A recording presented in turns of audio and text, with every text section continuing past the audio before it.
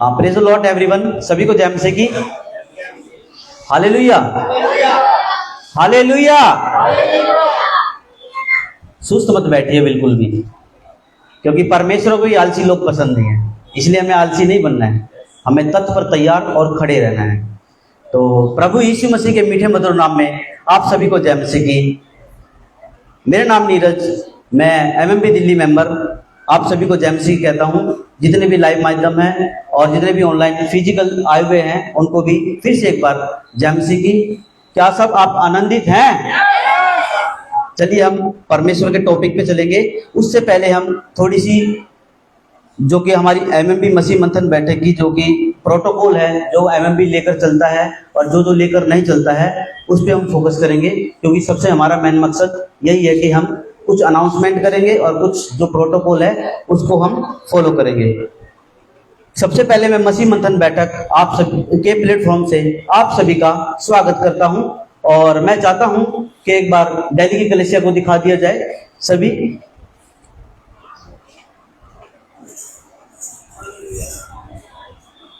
ये एमएमबी दिल्ली की कलीसिया है, आप सभी देख सकते हैं। मसीह मंथन बैठक दिल्ली ऑफिशियल चर्च है। ये सभी आप सभी को जय मसीह की हालेलुया बोल रहे हैं। आप सभी जय मसीह हालेलुया कर सकते हैं सभी को। हालेलुया। ये दिल्ली चर्च की कलीसिया है, ये हमारा फिजिकल चर्च लगता है और आप यहाँ पर आ सकते हैं और हमारे साथ चर्च अटेंड कर सकते हैं। हमारा जो चर्च का एड्रेस है मैं आपको बता देता हूँ, जो कि हमारा चर्च का एड्रेस है उत्तम नगर वेस्ट मेट्रो स्टेशन के पास, मेट्रो पिलर नंबर 699 यानी कि 699 के सामने ही कृष्ण गार्डन है। आप वहां पर आ सकते हैं और हमारे साथ फिजिकल चर्च अटेंड कर सकते हैं। अगर देख लो, अगर जूम हो जाता है तो थोड़ा सा कम अब ठीक है। तो जैसे मैं बता रहा था, हमारा जो फिजिकल चर्च है उत्तम नगर वेस्ट मेट्रो स्टेशन के पास किचन गार्डन है, 699 पीले नंबर के सामने। आप हमारे साथ आ सकते हैं और फिजिकल चर्च अटेंड कर सकते हैं। जिसके पास भी दिल्ली के अंदर चर्च नहीं है वो हमारे साथ आ सकते हैं। और जो खरी शिक्षा की चाह रखते हैं, साउंड डॉक्ट्रिन जैसे बोलते हैं, वचनों के अकॉर्डिंग, बिल्कुल कट टू कट और बाइबल के अकॉर्डिंग आप हमारे साथ आ सकते हैं। और खरी शिक्षा जैसे मैं बोल रहा हूँ, जैसे अभी मैं आपको प्रोटोकॉल बताऊंगा मसीह मंथन का, आप उसको जरूर समझिएगा और अपना मन बनाइए जरूर, क्योंकि अगर आप खरी शिक्षा में नहीं रहेंगे तो कोई फायदा ही नहीं है, फिर आप नरक जाएंगे। ब्रदर जी को बोलिए, विक्टर जी ये टेक ओवर हो रहे हैं, इनको थोड़ी देर में कोनी मारते रहिए, ठीक है। ब्रदर आप पानी पी लीजिए थोड़ा। चलिए मैं आपको बताता हूं कि आज का टॉपिक जो है हमारा, आज का टॉपिक मेरा है मसीह बनने के बाद ये गलतियां मत करना। कौन सी गलती है वो मैं आपको इस टॉपिक पर बताऊंगा, नहीं तो आप क्या होगे, मसीह से अलग और अनुग्रह से गिर जाओगे। तो हमें मसीह बनने के बाद ये गलतियां बिल्कुल भी नहीं करनी है। चलिए मैं आपको प्रोटोकॉल बताता हूं पहले मसीह मंथन का, क्या क्या मानता है और क्या क्या नहीं मानता है। सबसे पहले यीशु की शिक्षा, पतरस की शिक्षा, पौलुस की शिक्षाएं और पहली सदी की शिक्षाएं और मसीह मंथन की शिक्षाएं बिल्कुल एक जैसी है। हालेलुया। आप कैसे देखते और कैसे सुनते हैं पास्टर डैनियल राज जी को और एमएमबी की शिक्षा को? क्या संस्था के नजरिए से या राज्य के नजरिए से? राज्य के नजरिए से। बिल्कुल, संस्था वाले बिल्कुल अलग सिखाते हैं, क्योंकि परमेश्वर का काम है राज्य को बढ़ाना और हमारा काम भी यही है, परमेश्वर के राज्य को बढ़ाना। तो मसीह मंथन भी यही लेकर चल रहे हैं, राज्य को बढ़ाना। और जैसे पौलुस, यूहन्ना, इन्होंने क्या करा था, परमेश्वर के राज्य को बढ़ाया। जितने भी प्रेरित लोग थे परमेश्वर के राज्य को बढ़ाया था, जहां भी गए थे वहां चेला नियुक्त किया था और कलीसिया को बढ़ाया था और परमेश्वर के राज्य की बातें करी थी। हालेलुया। इस वचन के हिसाब से मत्ती की पुस्तक उसका 24वां अध्याय और 14वीं आयत में लिखा है, और राज्य का यह सुसमाचार सारे जगत में प्रचार किया जाए। तो हमें क्या करना है, सारे जगत में प्रभु यीशु मसीह का राज्य का प्रचार करना है, सुसमाचार प्रचार करना है। हालेलुया। राज्य के प्रचारक की आलोचना जरूर होगी। जो राज्य का सही खरा प्रचार करेगा उसकी आलोचना जरूर होगी। आपको डरना नहीं है, डंके की चोट पर आप राज्य का प्रचार कीजिए, आलोचना से बिल्कुल नहीं डरना है। जैसे पास्टर डैनियल राज जी की आलोचना से नहीं डरते, क्योंकि पास्टर डैनियल राज की जब भी आलोचना होती है तो वो एक ही डायलॉग बोलते हैं कि जब मैं गाड़ी पे चलता हूं तो कुत्ते भौंकते हैं, तो मैं क्या करता हूँ, गाड़ी की स्पीड और तेज करता हूँ। तो हमें क्या करना है, हमें अपनी स्पीड और बढ़ा देनी है, हमें और भी अच्छे से परमेश्वर के राज्य के लिए कार्य करना है। हालेलुया। इस वचन के हिसाब से और जो उसके पास आते थे उन सब से मिलता रहा और बिना रोक टोक बहुत निडर होकर परमेश्वर के राज्य का प्रचार करता और प्रभु यीशु मसीह की बातें सिखाता रहा। ये प्रेरितों की पुस्तक 28 का 31 है, जो कि पौलुस के पास जो भी आते थे पर पौलुस उनको सिखाता रहा और राज्य का प्रचार करता रहा, और उनके साथ वे लोग जितने भी आते थे वो मिलते रहे। खरी शिक्षा का प्रचार, हालेलुया। राज्य के प्रचारक बाइबल के बाहर बिल्कुल भी प्रचार नहीं करता। जो राज्य का प्रचारक होगा, जो खरी बातें होंगी उन पर ही चलेगा और राज्य के बाहर बिल्कुल भी नहीं जाएगा। हालेलुया। मसीह मंथन बैठक क्या क्या मानता है और क्या क्या नहीं मानता है, आइए देखते हैं। हम जिब्रिस को नहीं मानते हैं, हम मानते हैं गोलोसा को, जो कि जिसे अन्य भाषा बोलते हैं गोलोसा, जो कि पेंतेकुस्त के दिन उतरा था। उस टाइम भाषा उतरा था गोलोसा, क्योंकि उस भाषा का अर्थ था। लेकिन इस भाषा का कोई अर्थ ही नहीं है। जो रबा रबा सबा सबा बोलते हैं, इस भाषा का कोई अर्थ है ही नहीं। जैसे कि कुरिन्थियों की पुस्तक उसका 14वां अध्याय, फर्स्ट कुरिन्थियों उसका 14वां अध्याय और 10वीं आयत में लिखा है कि जगत में, पूरे संसार में कितने ही प्रकार की भाषा क्यों ना हो, बिना अर्थ की ना होगी, उसका अर्थ जरूर होगा। तो जो अर्थ नहीं है वो रबा रबा साबा बोलते हैं। जो रबा रबा सबा सबा बोलते हैं, जो मुझे लाइव के माध्यम से सुन रहे हैं, मैं उनसे भी बोलना चाहता हूं कि आप एक बार मुझे अपना जो भाषा बोलते हैं, ये अन्य भाषा जिब्रिस, उसका अर्थ बता दीजिए तो मैं मान जाऊंगा आपको, क्योंकि इसका अर्थ है ही नहीं। हालेलुया। हम एक नाम के बपतिस्मे को नहीं मानते हैं, हम मानते हैं पिता पुत्र पवित्र आत्मा के नाम के बपतिस्मे को। और बपतिस्मा भी आजकल ऐसा ट्रेंड चल रहा है कि उसको छिड़काव देते हैं, उसको बपतिस्मा कहते हैं, या फिर 3 डुबकी डाल देते हैं उनको बपतिस्मा। पिता पुत्र पवित्र आत्मा के नाम से बपतिस्मा दे दिया, लेकिन 3 डुबकी लगा दी, तो वो बपतिस्मा भी गलत है। डुबकी सिर्फ एक होगी और पिता पुत्र पवित्र आत्मा के नाम से होगी। छिड़काव का बपतिस्मा गलत है। अगर किसी का छिड़काव का है या 3 डुबकी का है तो आपका बपतिस्मा गलत है, आपको सही बपतिस्मा लेना पड़ेगा। तो मैं तो ये चाहता हूँ, जो मुझे को लाइव के माध्यम से सुन रहे हैं, आपको भी बताना चाहता हूँ, और जो यहाँ बैठे हैं मेरे भाई बहन, अगर आपका 3 डुबकी का या छिड़काव का बपतिस्मा हुआ है तो आपका बपतिस्मा गलत है, आपको दोबारा से बपतिस्मा लेना पड़ेगा।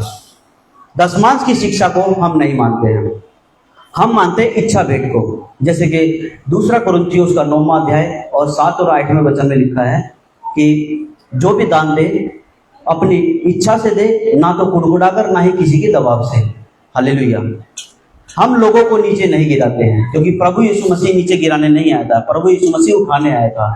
तो जो खरी शिक्षा, साउंड डॉक्ट्रिन है, जो प्रभु यीशु मसीह का वचन है, उस वचन को जब आप पढ़ेंगे तो परमेश्वर के वचन में भी बढ़ेंगे और परमेश्वर आपको उठाएगा, ना कि गिराएगा। गिराने का काम शैतान का है, शैतान गिराता है। इसीलिए हम किसी को नीचे नहीं गिराते हैं। हम यहूदीवाद को नहीं मानते। यहूदीवाद के, थोड़ा बच्चों को आप थोड़ा चुप करवाइए। हम मानते हैं कि जैसे यहूदीवाद के 613 कानून है, हम नहीं मानते उनको। 613 कानून जो है हमारे लिए है ही नहीं, क्योंकि हम अनुग्रह के हैं, हम व्यवस्था के नहीं हैं। गलातियों की पुस्तक उसका 10वां अध्याय, सॉरी 3रा अध्याय और 10वीं आयत में जैसे लिखा है कि अगर कोई व्यवस्था को मानेगा, एक भी बात को नहीं मानने में चूक जाएगा, तो वो श्रापित है और वो मसीह से अलग और अनुग्रह से गिर जाएगा। तो इसीलिए हम यहूदीवाद को और व्यवस्था के बातों को नहीं मानते, क्योंकि हम अनुग्रह के हैं, क्योंकि हमारे पर प्रभु यीशु मसीह का अनेक अनुग्रह हुआ है। हालेलुया। मनुष्य परमेश्वर है, हम नहीं मानते। मनुष्य परमेश्वर कैसे होता है? नहीं हो सकता। मनुष्य मनुष्य है, परमेश्वर परमेश्वर है। हम मनुष्य कैसे परमेश्वर हो सकते हैं? परमेश्वर को, क्योंकि हम परमेश्वर को देख ही नहीं सकते। जो भी देखेगा, कोई वचन में लिखा है, वो मर जाएगा। जैसे मूसा ने बोला था कि परमेश्वर मैं तुझे देखना चाहता हूँ, लेकिन वो नहीं देख पाया। परमेश्वर ने बोला कि तुम मुझे देख पाएगा, लेकिन पीठ पीछे से देख पाएगा, सामने से नहीं देख पाएगा। हालेलुया। हम मानते हैं कि महिला पास्टर बन सकती है, महिला सेवा कर सकती है, महिला प्रचार कर सकती है, महिला बपतिस्मा दे सकती है, महिला पूर्ण अंतिम क्रिया भी कर सकती है, और महिला प्रभु भोज भी दे सकती है। मानते हैं, क्योंकि बाइबल में भी लिखा है कि महिलाओं ने भी सेवा की है। जो प्रभु यीशु मसीह का जब तीसरे दिन मुर्दों में से जी उठा था, सबसे पहले सुसमाचार किसने सुनाया था? महिलाएं ने सुनाया था। किसने सुनाया था? मरियम मगदलीनी, उसने सुनाया था प्रभु यीशु मसीह का सुसमाचार। इसीलिए महिला प्रचार कर सकती है। हालेलुया। हम मानते हैं कि उद्धार के बाद प्रभु भोज देना चाहिए। जैसे कि लोग कहते हैं कि अगर आप बपतिस्मा नहीं लोगे जब तक आप प्रभु भोज नहीं ले सकते। हम प्रभु भोज ले सकते हैं। बपतिस्मे का और प्रभु भोज का कोई मैटर ही नहीं है, मतलब कोई कनेक्शन ही नहीं है इसका। आप प्रभु यीशु मसीह में आए हो उसी दिन आपका उद्धार हो जाता है और उसी दिन आपको पवित्र आत्मा मिल जाता है। लेकिन हमारी क्या कंडीशन है प्रभु बोझ की, जैसे कि आप कोई नशा करते हैं या फिर आपके अंदर कोई पाप है, आप अपने आप को परखिए, जांचिए। अगर आप ठीक हैं तो आप बिना बपतिस्मे में की प्रभु बोझ ले सकते हैं। लेकिन हमने क्या करना है, सबसे पहले अपने आप को जांचना है। जांचने के बाद हम प्रभु बोझ ले सकते हैं। हालेलुया। हम स्वागत वाला गीत नहीं गाते हैं, जैसे कि पवित्र आत्मा आजा, छू ले मुझे, या फिर आग बरस जा, ये हम नहीं करते हैं। हम सीधा सिंपल प्रभु परमेश्वर की वर्शिप करते हैं। हम ऐसी वर्शिप नहीं करते क्योंकि पवित्र आत्मा आ चुका है, वो बार बार आता जाता नहीं है, वो आ चुका है। क्योंकि जैसे कि पहला कुरिन्थियों और 3:16 में लिखा है कि तुम पवित्र आत्मा का मंदिर हो, परमेश्वर का आत्मा तुम्हारे अंदर वास करता है। जब हमारे अंदर वास करता है परमेश्वर का आत्मा, तो वो आता जाता नहीं, वो अंदर ही है, वो आएगा जाएगा नहीं। हालेलुया। हम आशीष बीज के नाम पर पैसे नहीं मांगते हैं। जैसे कि आशीष बीज, जैसे कि मान लीजिए किसी सेवक ने या किसी प्रचारक ने या पास्टर ने कहीं जगह ले ली और वो चर्च बनाना चाहता है, तो वो कलीसिया को बोलेगा कि तुम्हारे को बीज बोना पड़ेगा, मतलब कि परमेश्वर के भवन के लिए बीज बोना पड़ेगा, आपको 1 लाख रुपए देना पड़ेंगे या 50,000 रुपए पर मेंबर आपको देना पड़ेगा। तो ये गलत है क्योंकि ये थोपा जा रहा है कलीसिया के ऊपर। तो इससे क्या होगा, सबसे पहली बात तो बेचारा वो आया लाचारी में, बीमारी में, दुख तकलीफ में, वो आने के बाद उसके ऊपर ऐसी बातें थोपी जाएगी तो क्या वो प्रभु में रह पाएगा? वो छोड़ देगा प्रभु को, क्या मैं तो पहले ही फंसा हुआ था, ऊपर से ये और यहूदीवाद वाला कॉन्सेप्ट है कि पैसे मांगना, तो ये गलत है।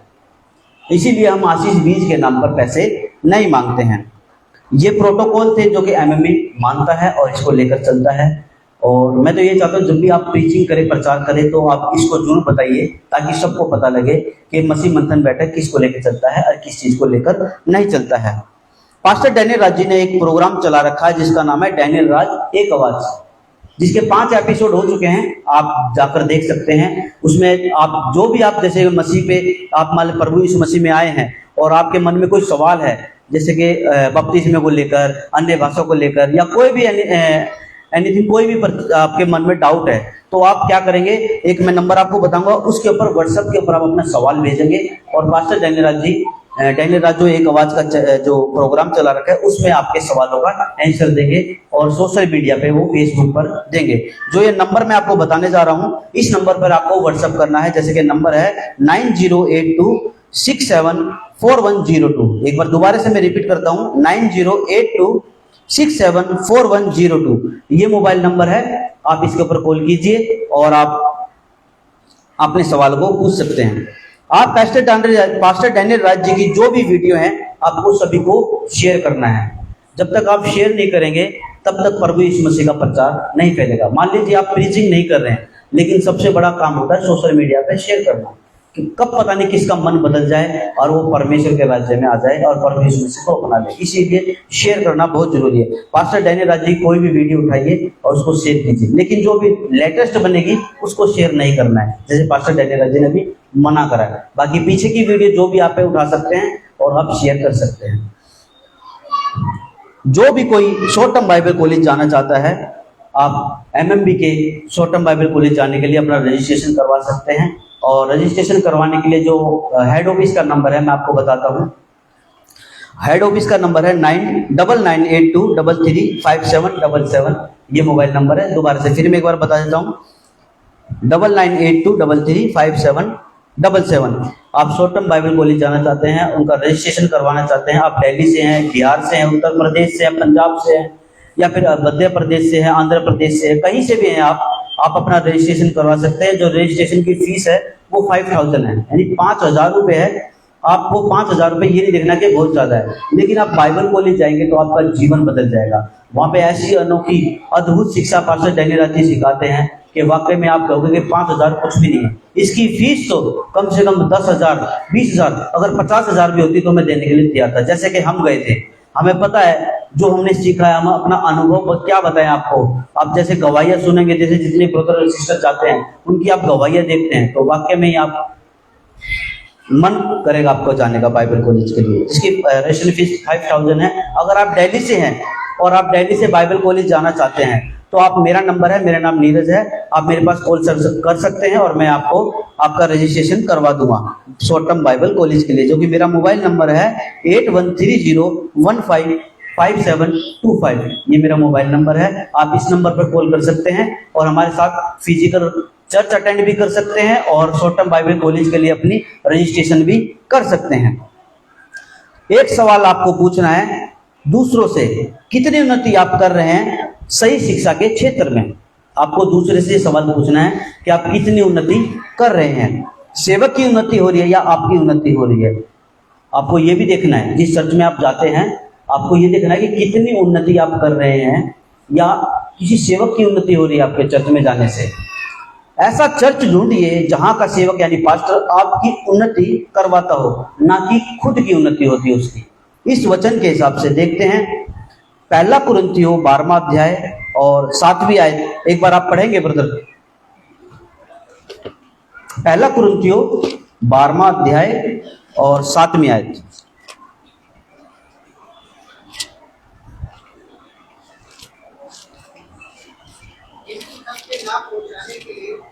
माइक ले लीजिए एक बार।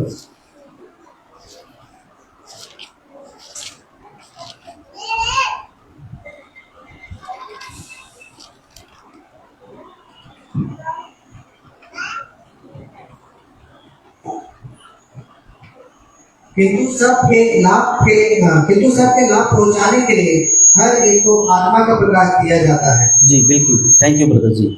इसमें लिखा है कि किंतु सबके लाभ के पहुंचाने के लिए हर एक को, यानी कि हम सभी को आत्मा का प्रकाशन दिया गया है। हमारे को क्या करना है? परखना है कि वो सेवक है वो कैसा प्रचार कर रहा है, उसके प्रचार करने से क्या हमारी उन्नति हो रही है, ये चीज हमें देखना है। अगर हमारी उन्नति हो रही है तो अच्छी बात है, अगर आपकी उन्नति नहीं हो रही है तो ऐसे चर्च में मत जाइए, आपको चर्च दूसरा बदलना पड़ेगा। जैसे कि इसमें लिखा है कि अगर सेवक पास्टर कलीसिया की उन्नति नहीं करवा रहा है तो कलीसिया बदल दीजिए, यानी कि चर्च को आपको बदल देना है। जैसे कि आप मुझे लाइव सुन रहे हैं, मैं आपसे भी बात कर रहा हूँ, आपको चर्च बदल देना है। आत्मा का दान कलीसिया को दिया गया है, सेवक के लिए नहीं है। पवित्र आत्मा का दान सेवक के लिए, पवित्र आत्मा का दान कलीसिया के लिए है।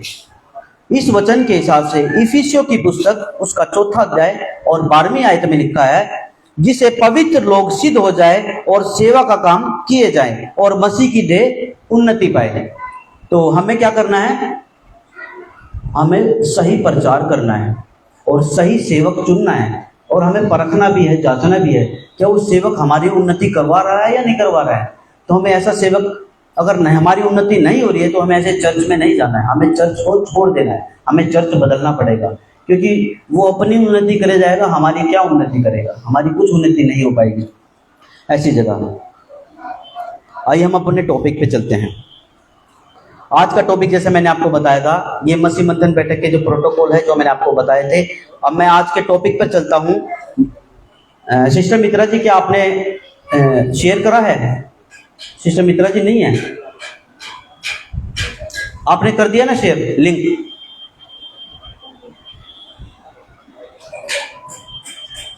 नहीं हो पाएगा, एडमिन सॉरी। आज का टॉपिक है मसीह बनने के बाद ये गलतियां मत करना, नहीं तो मसीह से अलग और अनुग्रह से गिर जाएंगे आप। उद्धार पाए हुए मसीह भाई या बहनों के कान नहीं होते हैं, क्योंकि अगर हम मसीह में आ जाते हैं तो जैसा सुनेंगे वैसा ही करेंगे। अगर अच्छा सुनेंगे, खरी बातें सुनेंगे, खरा वचन सुनेंगे, खरी बातों का साउंड डॉक्ट्रिन सुनेंगे तो हम बच जाएंगे, नहीं तो हम फंस जाएंगे, हम फंस जाएंगे। जैसे कि इसमें लिखा है, आफ्टर सल्वेशन, उद्धार के बाद सारा खेल कानों का होता है। अगर कानों से सही सुना तो प्रेज गॉड, अगर कानों से गलत, जैसे प्रचारक सेवक जो प्रीचिंग करते हैं या फिर जैसे कि कुछ थोप देते हैं, उस पर दबाव डालते हैं, तो आप नहीं बच पाएंगे। क्या फायदा प्रभु में होने के बाद भी फिर आप नरक में जाए, कोई फायदा नहीं। हालेलुया। यूहन्ना की पुस्तक उसका 10वां अध्याय और 27वीं आयत में लिखा है, मेरी भेड़ें मेरा सब सुनती हैं। जो प्रभु यीशु मसीह की भेड़ें, जो प्रभु यीशु मसीह सच्चा और अच्छा चरवाहा है, और जैसे कि प्रभु यीशु मसीह ने बोला कि मेरी भेड़ें मेरा सब सुनती हैं, ऐसे ही मसीह मंथन बैठक जो पास्टर डैनियल जी लेकर चल रहे हैं, बिल्कुल बाइबल के अकॉर्डिंग, जो खरा वचन, खरा प्रचार है, तो उसको हमने सुना, क्योंकि हम पहले फंसे हुए थे, हमें पता ही नहीं था, लेकिन हमने सुना तो हम वहां से निकले हैं। तो ऐसे ही हमारे को औरों को भी निकालना है, सच्चा प्रचार कर बिल्कुल खरा कट टू कट बाइबल के अकॉर्डिंग। हालेलुया। जैसे कि प्रभु यीशु मसीह का रूपांतरण हुआ था, तो वो जो आवाज आई थी स्वर्ग से, वो किसके लिए आई थी? आइए देखते हैं लूका की पुस्तक उसका 9वां अध्याय और 35वीं आयत में लिखा है, उस बादल में से यह शब्द निकला कि यह मेरा पुत्र है और मेरा चुना हुआ है, इसकी सुनो। यानी प्रभु यीशु मसीह की सुनना है, और प्रभु यीशु मसीह की हम सुनेंगे तो हम सीधा स्वर्ग में जाएंगे। अगर हमने किसी दूसरे की सुन ली तो सीधा नरक में जाएंगे। आइए देखते हैं हम मोजेस जोड़ियादम यानी कि मूसा की व्यवस्था, मूसा क्या व्यवस्था लेकर आया था, और जॉन द बपतिस्मा यूहन्ना बपतिस्मा देने वाला, और तीसरा है जीसस क्राइस्ट यानी प्रभु यीशु मसीह। इन तीनों में से किसकी सुनने से जीवन मिलेगा? क्या आप कोई बता सकते हैं? प्रभु यीशु मसीह की। तो इसीलिए हमारे को प्रभु यीशु मसीह की, जो प्रभु यीशु मसीह के वचन है, उसकी शिक्षा है, उसी को सुनना है, इसी से हमारे को जीवन मिलेगा। जॉन द बपतिस्मा बहक गया, मोजेस व्यवस्था पे चला, जो कि 613 कानून है, वो हमारे लिए है ही नहीं, तो इससे हमारे को उद्धार नहीं मिल सकता, ना ही हम स्वर्ग जा सकते, क्योंकि मोजेस ने जो 613 कानून दिए, अगर हम एक को भी तोड़ दें तो श्रापित है, सीधा हम नरक जाएंगे, कोई फायदा नाश होने का कारण होगा। इसीलिए जीसस क्राइस्ट यानी प्रभु यीशु मसीह की हमारे को सुनना है, और उसी के द्वारा हम स्वर्ग में जाएंगे। इस वचन के हिसाब से आइए देखते हैं निर्गमन की पुस्तक उसका 23वां अध्याय और 20 और 21 में आयत में लिखा है, सुन, प्रभु यीशु मसीह को मूसा को बोल रहे हैं परमेश्वर, सुन, मैंने एक दूत तेरे आगे आगे भेजता हूं, मैं एक दूत को तेरे आगे आगे भेजता हूं। ये जो दूत है ना, ये प्रभु यीशु मसीह है, जो मार्ग में तेरी रक्षा करेगा, और जिस स्थान को मैंने तैयार किया है, यानी कि जो जहां पर वो कनान देश में ले जाने वाला था मूसा को और इजराइलियों को परमेश्वर, ये उस बात की बात कर चर्चा हो रही है, मूसा से बात कर रहे हैं परमेश्वर कि जिस स्थान को मैंने तैयार किया है उसमें तुझे पहुंचाएगा। तो ये पुराने नियम की बात है, लेकिन यहाँ पर प्रभु यीशु मसीह का जिक्र है। और ऐसे ही नए नियम में जो हम प्रभु यीशु मसीह के जो सच्चे वचन को लेकर चलेंगे, जो स्थान प्रभु यीशु मसीह ने तैयार किया है कि तुम्हारा मन व्याकुल ना हो, जहां मैं जाता हूं तुम्हें भी लेकर जाऊंगा, तो यही है। तो इसमें लिखा है कि उसमें तुझे पहुंचाएगा। अब 21 आयत में लिखा है, उसके सामने सावधान रहना, यानी जो दूत भेजा था परमेश्वर ने यानी प्रभु यीशु मसीह को, उसके सामने सावधान रहना और उसकी मानना और उसका विरोध ना करना, क्योंकि वह तुम्हारा अपराध क्षमा ना करेगा। हमारा अपराध, जैसे कि हम प्रभु यीशु मसीह के आने के बाद फिर भी अगर हम पाप करेंगे, अपराध करेंगे, तो फिर हम क्षमा के लायक नहीं है, फिर तो हम सीधा नरकवासी हो गए।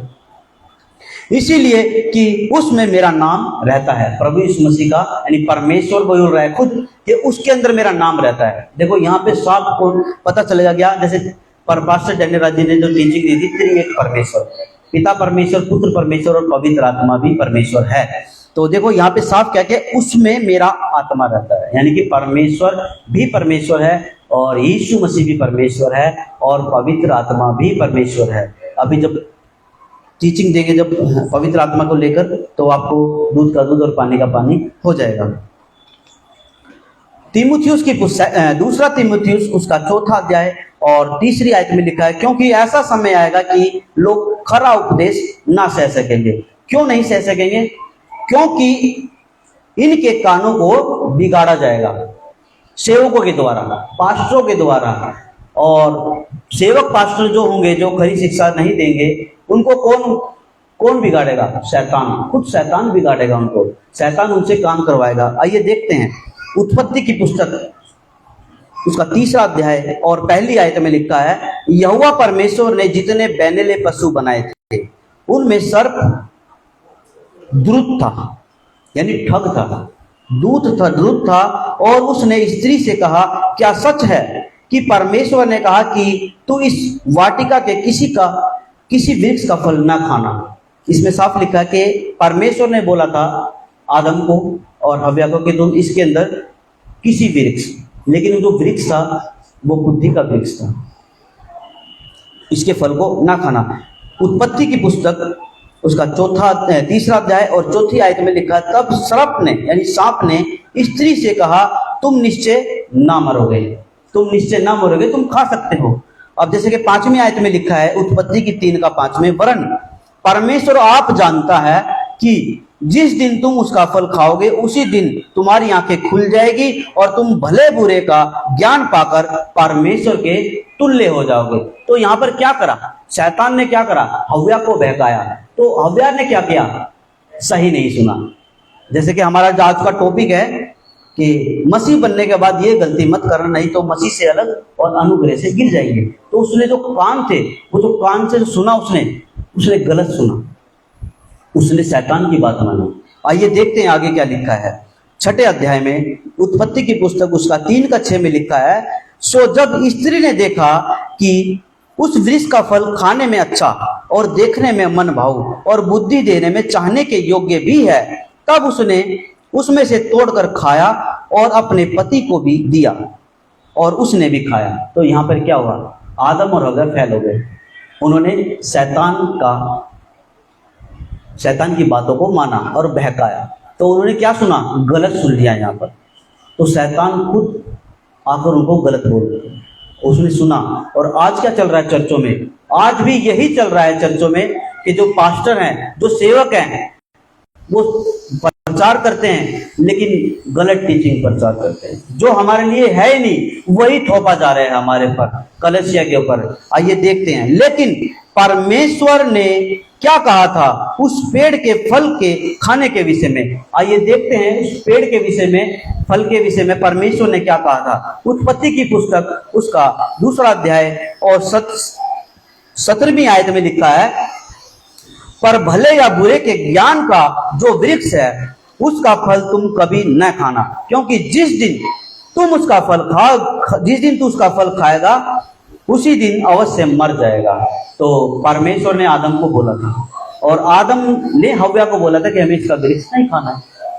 तो क्या करा था, शैतान को पता था कि आदम जो है मेरे बहकावे में नहीं आएगा, क्योंकि वो परमेश्वर को मानता था, लेकिन हव्या को उसने बहका लिया। और आज भी क्या चल रहा है चर्चों के अंदर, खासकर जितनी भी मेरी बहनें हैं, वो बहकावे में बहुत जल्दी आ जाती हैं। नहीं वो सही है, वहाँ का पास्टर अच्छा है, नहीं वहाँ जाते चर्च में कितना अच्छा है, कितना मतलब कितना विशाल, कितना बड़ा है, कितने लोग आते हैं, लेकिन उस भीड़ को देख रहे हैं, लेकिन ये नहीं देख रहे वो सिखा क्या रहा है।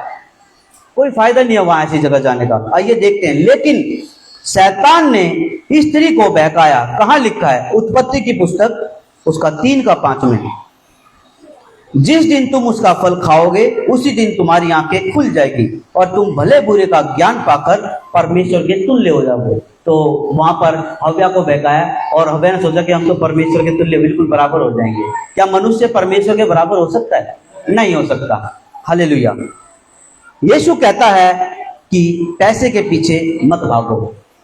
प्रभु यीशु मसीह कहता है कि पैसे के पीछे मत भागो, लेकिन आजकल के प्रचारक कहते हैं कि भागो, पैसे के पीछे भागो, ये मांगो, वो मांगो, इसके लिए। और खासकर तो आजकल क्या हो रहा है कि मसीह बनने के बाद लोग अपने ही बारे में सोचते हैं, ये नहीं सोचते कि प्रभु यीशु मसीह को जानना ही नहीं उनको, कि प्रभु मुझे ये मिल जाए, प्रभु मुझे वो मिल जाए। और उधर से सेवक भी, मैं प्रार्थना कर रहा हूँ कि तेरा वीजा आ रहा है, मैं प्रार्थना कर रहा हूँ तेरा घर मिल रहा है, तेरे पास गाड़ी आ रही है, ऐसा हो रहा है। बताओ क्या ऐसे सेवक कलीसिया की उन्नति करवा सकता है? बिल्कुल भी नहीं करवा सकता। आइए देखते हैं, 21वीं की सदी का जो पुलपिट है वो हाईजेक हो चुका है, यानी कि उसका अपहरण हो चुका है। किसके द्वारा? शैतान के द्वारा। जो पुलपिट, जो आज का जो जनरेशन का पुलपिट है वो हाईजेक हो चुका है, यानी कि अपहरण हो चुका है शैतान के जरिए से। कैसे हो चुका है देखते हैं। शैतान के द्वारा 90%। स्त्री ने देखा, तो जो स्त्री ने जब देखा था तो वो जगह अलग थी, यानी कि हव्या ने जो देखा था वो जगह अलग थी कि वो पेड़ का फल हम नहीं खा सकते। लेकिन स्त्री ने जब सुना था, जब शैतान ने उसको बहकाया था, वो जगह अलग थी कि जब वो गई थी खाने, उसने देखना, उस पेड़ को देखा तो क्या, जब शैतान ने उसके वो पेड़ के पास नहीं थी, लेकिन जब वो गई उसने पेड़ को देखा तो ये तो बहुत मन भाव है, सुंदर है, अच्छा है और खाने के योग्य है उसका फल। तो उसने खाया और वो बहक गई, और खाने से क्या हुआ, उनके ऊपर मृत्यु आ गई। हालेलुया। तो जो सर्प है उसका पहला काम होता है शिकार करना और खाना। आइए देखते हैं इस वचन के हिसाब से, पहला पतरस 5 का 8। सचेत रहो और जागते रहो, क्योंकि तुम्हारा विरोधी शैतान गर्जने वाले सिंह की नाई है, सिंह की नाई इस खोज में रहता है किसको फाड़ खाए। तो शैतान इस खोज में रहता है किसको फाड़ खाए। तो हमें ये समझना है, शैतान को समझना है हमारे को। अगर हम शैतान को समझ जाएंगे, शैतान के फंदे में हम नहीं फंस सकते। और शैतान का काम ही यही है, बहकाना। वो हमारे पास डायरेक्ट नहीं आ सकता है, वो किसी मनुष्य के द्वारा आएगा, उस सेवक के, पास्टरों के द्वारा भी करो बहकवा सकता है आपको, गलत टीचिंग के द्वारा, जो कि गलत टीचिंग आजकल चल रही है। जैसे कि इसमें लिखा है शैलो, शैलो को मतलब निगलना। जो शैतान, जो सर्प था, सर्प क्या करता है, निगल लेता है। जैसे किसी का भी शिकार करता है, वो अपने अंदर निगल लेता है, चबाता नहीं है, वो निगलता है। तो आजकल क्या कर रखा है, पुलपिट पे हाईजैक करने के बाद जो सेवक है, जो पास्टर हैं, जो गलत शिक्षा, उनको निगल रखा है। और ऐसा निगल रखा है कि वो उनके चंगुल में फंसे पड़े हैं, बिल्कुल बहुत बुरी तरीके से। आइए देखते हैं पतरस, पहला पतरस 5:8 के हिसाब से, 5:8 के हिसाब से माइंड को डिस्ट्रॉय कर रखा है शैतान ने, यानी कि मन को, बुद्धि को, दिमाग को नष्ट कर दिया है शैतान ने आज की कलीसिया के लिए। हालेलुया। इफिसियों की पुस्तक उसका 6ठा अध्याय और 17वीं आयत में लिखा है उद्धार का टोप, यानी कि जो उद्धार का टोप क्या है, परमेश्वर का वचन। सही सुना तो आप बच जाएंगे, लेकिन गलत सुन लिया तो आपका दिमाग भी शैतान डिस्ट्रॉय यानी कि नष्ट कर देगा। शैतान का कब्जा हो जाएगा, उसके चंगुल में आप फंस जाएंगे। हालेलुया। क्यों सुना मैंने अपने पास्टर को? फिर आप कहेंगे जब आप नरक में जाएंगे, जब आप देखेंगे कि जो आपके बगल वाला था उसने सही चुनाव किया और वो सही सुना उसने, और उसने अपना चर्च बदल लिया, और उसको देखेंगे कि वो स्वर्ग में है और आप नरक में दिखेंगे, तो क्या होगा? तो फिर आप मन में सिर्फ एक ही सवाल बोलोगे, मैंने क्यों सुना अपने ऐसे पास्टर सेवक को कि मैं नरक में गया। हालेलुया। तीमुथियुस, दूसरा तीमुथियुस उसका 4ठा अध्याय और 3री आयत में लिखा है पर कानों की खुजली के कारण अपनी अभिलाषाओं के अनुसार अपने लिए बहुत से उपदेशक बटोर लेंगे। ये कौन है? ये वे हैं जो कहते हैं कि सब कुछ चलता है कलीसिया में। जैसे कि मान लीजिए कोई नशा करता है, और मान लीजिए कोई पाप करता है, या फिर गुटखा खाता है, बीड़ी पीता है, और पास्टर देखता है उसको कि ये जब करता है, लेकिन उस सेवक की नजर किस पे है? उसकी जेब के ऊपर, कि इसके पास, मेरे पास कितना दशमांश आ रहा है। तो उसको बोलेगा कोई बात नहीं, सब चलता है, थोड़ा बहुत चलता है, लेकिन वो गलत है। ऐसे कैसे चलेगा? तो उसको शैतान ने उसके दिमाग को, जो सेवक है, डिस्ट्रॉय कर दिया है, नष्ट कर दिया है। ऐसे ही कलीसिया के भी दिमाग को डिस्ट्रॉय यानी कि नष्ट कर दिया है। जैसे कि 400 पुरुष और राजा आहाब, उनको क्या करा था देखते हैं। दूसरा इतिहास 18वां अध्याय और 20 और 21 आयत में लिखा है निदान एक आत्मा पास आकर यहोवा के सम्मुख आ खड़ी हुई और कहने लगी मैं उसको बहकाऊंगी, यानी कि राजा आहाब को बहकाऊंगी, और जो उसके 400 नबी हैं उनको भी बहकाऊंगी।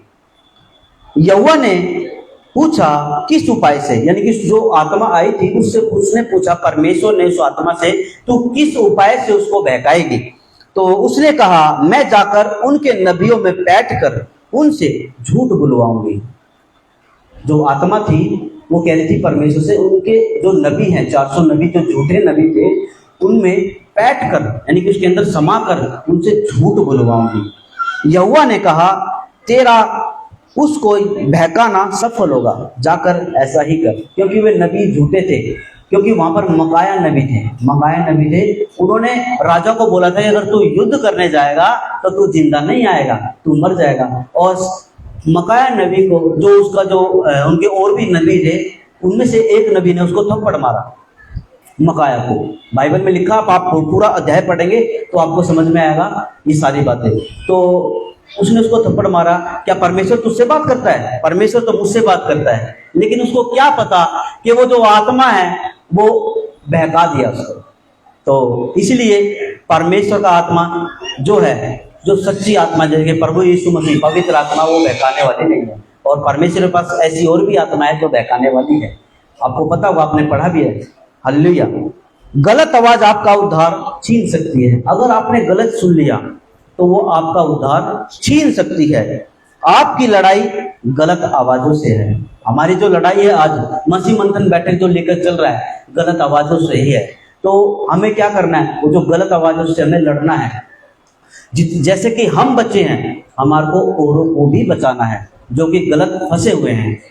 हालेलुया। यीशु शैतान की आवाज से लड़ा था। प्रभु यीशु मसीह खुद शैतान की आवाज से लड़ा था। आइए देखते हैं मत्ती की पुस्तक उसका 4 अध्याय और 10वीं आयत में लिखा है, तब यीशु ने उससे कहा, हे शैतान दूर हो जा, क्योंकि लिखा है, तू प्रभु अपने परमेश्वर को प्रणाम कर और केवल उसी की उपासना कर। खुद प्रभु यीशु मसीह शैतान की आवाज से लड़ा था। शैतान बोल रहा है कि मुझे प्रणाम कर, ये सारा वैभव मैं तुझे दे दूंगा, ये सब कुछ मेरे अधिकार में दिया गया है। लेकिन प्रभु यीशु मसीह ने बोला कि बेटा तेरे अधिकार में क्या है, परमेश्वर ने तो मुझे बहुत पहले ही दे रखा है ये सब कुछ। तो क्या करा था शैतान को, दूर हो जा, तो उसी टाइम वो भाग गया था। हालेलुया। लूका की पुस्तक उसका 8वां अध्याय और 18वीं आयत में लिखा है, 18वीं आयत में, इसीलिए चौकस रहो कि तुम किस रीति से सुनते हो। तो हमें क्या करना है, चौकस रहना है। जैसे कि कोई हमारे से सुना रहा है तो हमें उस समय चौकसी करनी है क्या, और परखना भी है क्या ये सही है या गलत है। अगर सही है तो ले लो, गलत है तो छोड़ दो। उसी टाइम रोक दो उसको और उसको समझाओ बड़े प्यार से, नम्रता से कि भैया जो आपने बोला है ये ऐसे नहीं ऐसे है, जैसे कि मैंने समझाया था। बताऊंगा मैं आपको लास्ट में। मत करो ये गलतियां उद्धार के बाद। जैसे कि जुडियादम यानी कि यहूदीवाद में फर्क है, क्रिश्चियनिटी में फर्क है, क्रिश्चियनिटी में फर्क है। अर्ली चर्च पहली सदी की कलीसिया ने सुना था गलत आवाज को। जो पहली सदी की कलीसिया थी उन्होंने सुना था गलत आवाज को। आइए देखते हैं कहाँ लिखा है। प्रेरितों की पुस्तक उसका 15वां अध्याय और पहली आयत में लिखा है, फिर कितने लोग यहूदियों से आकर भाइयों को सिखाने लगे कि यदि मूसा की रीति पर तुम्हारा खतना ना हो तो तुम उद्धार नहीं पा सकते। यहाँ क्या हुआ था, शैतान ने माइंड डिस्ट्रॉय कर दिया था सेवकों का। खुद यहाँ पर कह रहे हैं कि मूसा की रीति पर तुम्हारा खतना करवाना पड़ेगा। क्या प्रभु यीशु मसीह ने कभी खतने की बोली? क्या प्रीचिंग खतने का प्रचार किया प्रभु यीशु मसीह ने? लेकिन ये किसने दिया था? परमेश्वर ने अब्राहम को आज्ञा दी थी कि तुम खतना कराओगे। तो जो खतने का जो प्रचार था वो व्यवस्था का था, और लास्ट को जो व्यवस्था को पूरा करा प्रभु यीशु मसीह ने करा था और उसका खतना हुआ था। लेकिन हम क्या हैं, अनुग्रह के हैं। हम खतना क्यों करवाए? हमारे पर तो अनुग्रह हुआ है ना। तो इस पर यहाँ पर सेवकों का माइंड डिस्ट्रॉय कर दिया है शैतान ने। रोमियो की पुस्तक उसका 16वां अध्याय और 17वीं आयत में लिखा, अब हे भाइयों मैं तुमसे विनती करता हूं कि जो लोग उस शिक्षा के विपरीत जो तुमने पाई है, जो हमने पाई है शिक्षा, खरी शिक्षा पास्टर डैनियल राज जी के द्वारा, मसीह मंथन बैठक के प्लेटफॉर्म के द्वारा, और प्रभु यीशु मसीह की जो कनान जो हमारे को मिला है, जो कि बोलते हैं, जिसको बोलते हैं बाइबल, वो हमारे को मिला है, उसके अकॉर्डिंग के द्वारा हमें जो शिक्षा पाई है, जैसे कि फूट पड़ने और ठोकर खाने का कारण होते हैं, उन्हें ताड़ लिया करो और उनसे दूर रहो। हमें क्या करना है? उसको ताड़ना है। जो दे रहा है उसको ताड़ो और उसको क्या करना है? हमें दूर हो जाना है, छोड़ दो उसको। इसीलिए मैंने सबसे पहले ही बोला था कि ऐसी चर्च, ऐसी कलीसिया ढूंढिए जहां पर आपकी उन्नति होती हो, ना कि दूसरे सेवक की उन्नति होती हो। हालेलुया। इब्रानियों की पुस्तक उसका 13वां अध्याय और 9वीं आयत में लिखा है, नाना प्रकार के उपदेशों से ना भरमाए जाओ, क्योंकि मन का अनुग्रह से दृढ़ रहना भला है। यानी कि मन का अनुग्रह, हमें क्या करना है? हम क्या है? मन में हमारा अनुग्रह हुआ है प्रभु यीशु मसीह का, तो हमें उसमें क्या करना है? दृढ़ रहना है, बिल्कुल मजबूत रहना है। हमें किसी को भरमाने में नहीं आना है, ना भरमाए जाओ। जानिए कैसे 90% प्रचारकों को शैतान ने निगल चुका है। कहां से माइंड डिस्ट्रॉय कर चुका है शैतान, सेवकों का, पास्टरों का। आइए देखते हैं। टाइथ दशमांश के द्वारा माइंड को डिस्ट्रॉय कर दिया है, हमारे ऊपर थोपते हैं कलीसिया के ऊपर। अगर आप नहीं देंगे मलाकी 3:10 के हिसाब से, तो आपके ऊपर श्राप आएगा। तो मलाकी 3:10 हमारे लिए है ही नहीं। ये क्यों नहीं समझते हैं? नहीं तो यही समझ, जब भी कोई नया चर्च में आएगा उसको सबसे पहले क्या करेंगे? दशमांश की टीचिंग देंगे। तो बेचारा वो सेवक पहले ही दुखी हो गए। देखो प्रभु यीशु मसीह जो आता है वो पहले ही दुखी होता है, बीमार होता है और गरीबी में होता है, और उसके ऊपर आप दशमांश का जो थोपोगे तो क्या वो रुक पाएगा? नहीं रुक पाएगा। तो मैं तो यही कहना चाहूंगा लाइव के प्लेटफॉर्म के माध्यम से, जितने भी ये सेवक है जैसे दशमांश लेते हैं, बहुत मार पड़ेगी तुम्हारे को, प्रभु यीशु मसीह नहीं छोड़ेगा आपको। मैं आपको कहना चाहता हूँ बहुत मार पड़ेगी, इतने डंडे पड़ेंगे कि आप सह नहीं सकोगे। और जो दूसरा जो है टंग्स यानी कि अन्य भाषा के ऊपर शैतान ने माइंड को डिस्ट्रॉय कर रखा है। तीसरा है फायर यानी पवित्र आत्मा की आग। आग बरसेगी। क्यों बरसेगी भैया? आग तो पहले ही बरस चुकी है, अब तो एक ही बार आग बरसेगी जब हम कलसिया उठा ली जाएगी और जो यहूदी होंगे वो भी उठा लिए जाएंगे, पवित्र आत्मा जा चुका होगा और ये कनान पवित्र बाइबल ये भी जा चुकी होगी। जब जो बचेंगे उनके ऊपर आग बरसेगी, वही आग आएगी जो कि नाश करेगी। तो देख लो, ये कहते हैं आग बरसा दे, आग उतर जाए, कैसे हो सकता है? पवित्र आत्मा आ चुका है। और जो उस टाइम वो आग किसी जीव फटके को नजर आई थी वो ठीक है, वो कॉन्सेप्ट जो अन्य भाषा का था वो ठीक था क्योंकि वो ग्लोसा था, ना कि जिब्रिश, क्योंकि उस भाषा का अर्थ है। आप दूसरा अध्याय प्रेरितों की पुस्तक उसका दूसरा अध्याय पढ़ेंगे तो जो यहूदी में थे, जो भक्त रहते थे जितने भी, वो अलग अलग राज्य के अलग अलग देश के रहते थे। और जो भी 120 लोग जिन्हें अटारी के ऊपर बैठे थे, और जब पवित्र आत्मा उनके ऊपर उतरा था, जब वो भविष्यवाणी करी थी उन्होंने नीचे उतरने के बाद, और वो अन्य भाषा में जो बोल रहे थे, प्रचार कर रहे थे, प्रभु यीशु मसीह की महिमा कर रहे थे, बड़ाई कर रहे थे, तो उनको क्या सुन रहा था? ये तो मेरे देश की भाषा है, क्योंकि उनका अर्थ था, जब भी तो समझ रहे थे ना वो। अब जो रबा रबा सबा बोलेगा तो कैसे समझेगा वो? अगर मैं यहाँ पे खड़ा होकर रबा रबा सबा बोलूं या कुछ और बोलूं, क्या आपकी उन्नति हो सकती है उससे? नहीं होगी। कैसे समझ पाओगे आप? लेकिन अब अगर मैं अच्छी बात बोल दूं, चाहे 2 बात बोल दूं, तो आप समझोगे और आपकी उन्नति होगी। तो इसीलिए अगर आपको अन्य भाषा बोलनी है तो ग्लोसा बोलिए जिसका अर्थ है, लेकिन आप जिब्रिश मत बोलिए, ये रबा रबा सबा सबा मत बोलिए, ये गलत है, ये टीचिंग ही रॉन्ग है।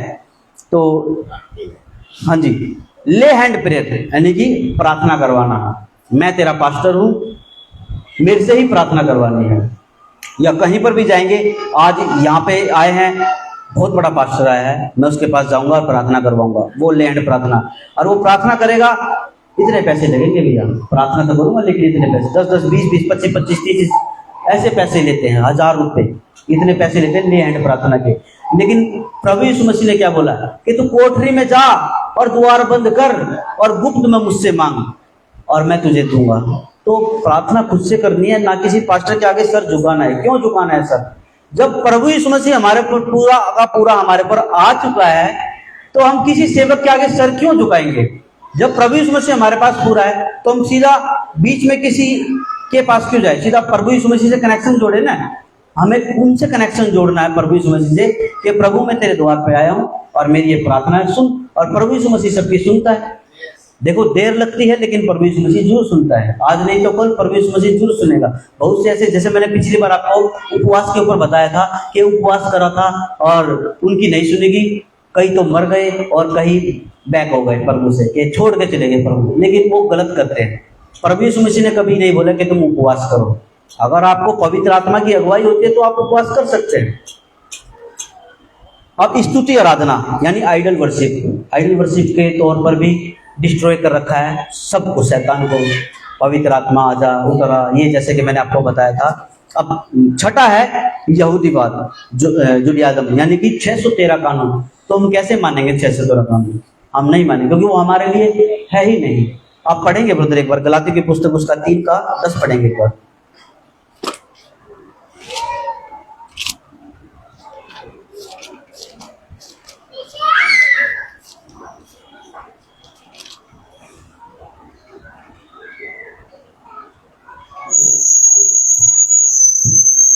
दूसरे वाले ले लो या फिर आप इधर आ जाइए, थोड़ा सा हो जाए। चलो जी ब्रदर। लिखा है, इसलिए जितने लोग व्यवस्था के कामों पर भरोसा रखते हैं वे सब शाप के अधीन हैं, क्योंकि लिखा है जो कोई व्यवस्था की पुस्तक में लिखी हुई सब बातों के करने में स्थिर नहीं रहता है श्रापित है। देखो 10 में गलातियों की पुस्तक उसका 3रा अध्याय और 10वीं आयत में बिल्कुल साफ लिखा है, इसीलिए जितने लोग व्यवस्था के कामों पर भरोसा रखते हैं, यानी कि व्यवस्था के नियम जो 613 का कानून है उनको मानते हैं और उस पर भरोसा रखते हैं, वे सब श्राप के अधीन हैं। क्यों अधीन है?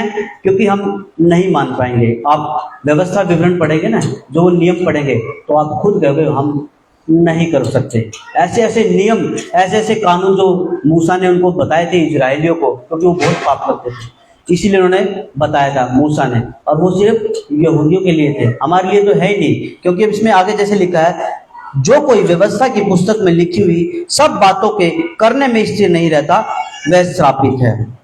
अब देख लो, बिल्कुल साफ लिखा है। अगर आप इसको पूरा पढ़ेंगे ना, व्यवस्था और विश्वास 3रा अध्याय बिल्कुल पूरा पढ़िएगा आप जरूर, गलातियों का 3रा अध्याय, आपको बिल्कुल साफ पता लग जाएगा कि व्यवस्था पे नहीं, हम विश्वास पे चलते हैं और अनुग्रह पे चलते हैं। हालेलुया।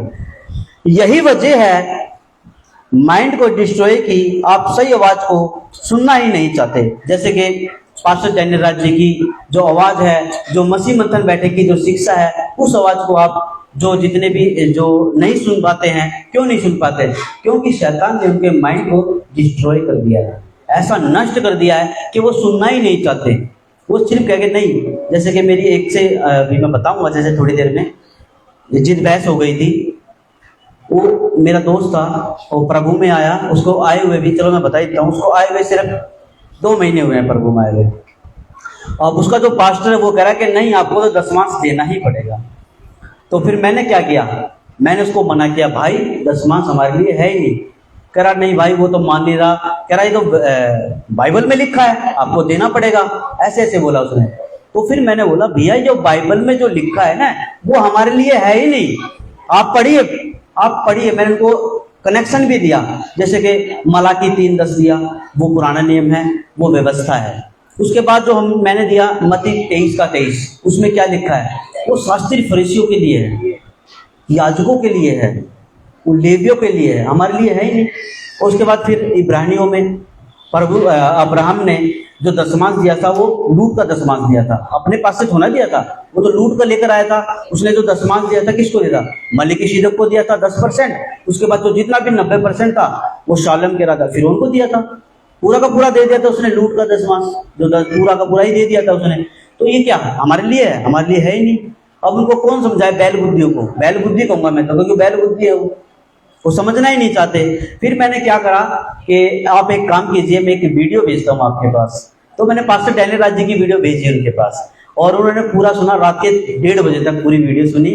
और अगले दिन वो जाकर अपने पास्टर से बोली, वो जो बहन थी, मैं नहीं दूंगी 10वांश। तो मैं परमेश्वर का धन्यवाद करता हूँ कि वो बची 10वांश को देने से।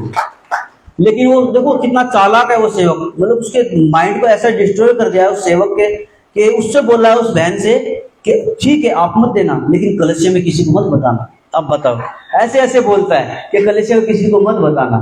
लेकिन मैं तो मेरा फ्रेंड है, मैंने उसको ये बोला कि नहीं आपको बताना है, अगर आप नहीं बताओगे तो फिर वो बेचारा फंसा रह जाएगा। नहीं हम, और एक चीज और बोली, उसने किसी सेवक को बुलाया, कह रहा आपको बीज बोना पड़ेगा, आपके पास जगह कम है चर्च के लिए, जो सेवक है, जो पास्टर है वहां का, उसने जगह ले रखी है, आप एक काम कीजिए, सभी मिलकर 1-1 लाख रुपए का चंदा दीजिए और उस जगह को बनाएंगे, मतलब बीज बो दीजिए।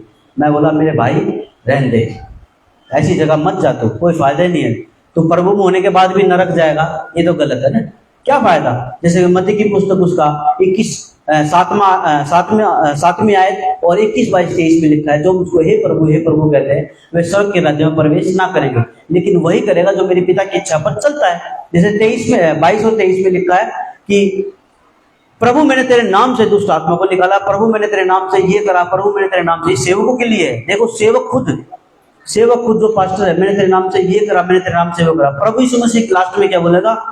मैं तुझे जानता ही नहीं, छोड़ के चला जाएगा। तो फिर क्या फायदा, प्रभु के होने के बाद भी हम नरक में जाएं, कोई फायदा नहीं है। इसीलिए प्रभु ईश्वर का जो आज का वचन है, मैंने बोला है जो कान का, जो कि हमारे को सुनना सही है, तो अगर आप सही सुनेंगे तो बच जाएंगे, अगर गलत सुना तो आप फंस जाएंगे। आइए देखते हैं। इसी वजह से आप सभी एमएमबी की शिक्षा को और पास्टर डैनियल राज को नहीं समझ सकते। क्यों नहीं समझ सकते? क्योंकि शैतान ने आपके माइंड को डिस्ट्रॉय कर दिया है। इब्रानियों की पुस्तक उसका 4 अध्याय और 7वें आयत में लिखा है, यदि तुम आज उसका शब्द सुनो तो अपने मन को कठोर ना करो।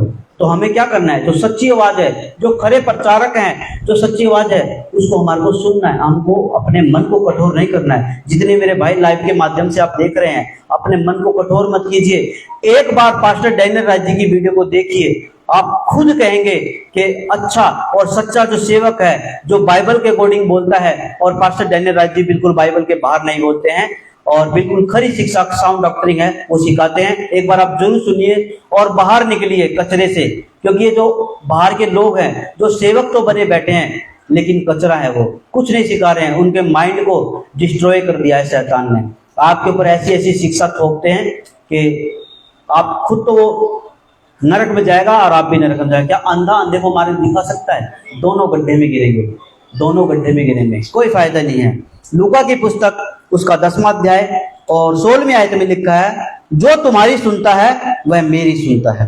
प्रभु यीशु मसीह कह रहा है हमारे बारे में कि तुम जाते हो प्रचार करने और प्रभु यीशु मसीह की सुसमाचार सुनाने, उसके बारे में कह रहा है कि जो तुम्हारी सुनता है वो मेरी सुनता है, और जो तुम्हें तुच्छ जानता है वो मुझे तुच्छ जानता है, और जो मुझे तुच्छ जानता है वो मेरे भेजने वाले को तुच्छ जानता है, नहीं परमेश्वर को तुच्छ जानता है। हालेलुया। अब लास्ट में, अब अंत में जो भी गलत आवाज सुनेगा वह नरक जाएगा।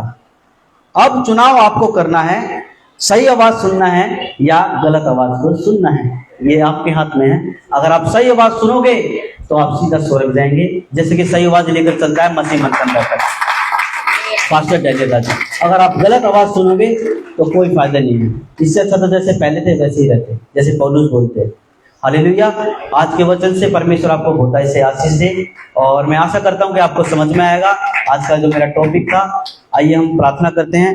अगर आप अपने अपने स्थान से खड़े हो सकते हैं तो 2 मिनट खड़े हो जाइए। सृष्टिकर्ता पिता परमेश्वर, अनुग्रहकारी पिता, महान पिता परमेश्वर, आपका धन्यवाद करते हैं। प्यारे प्रभु जी, आपके चरणों में आते हैं पिता परमेश्वर।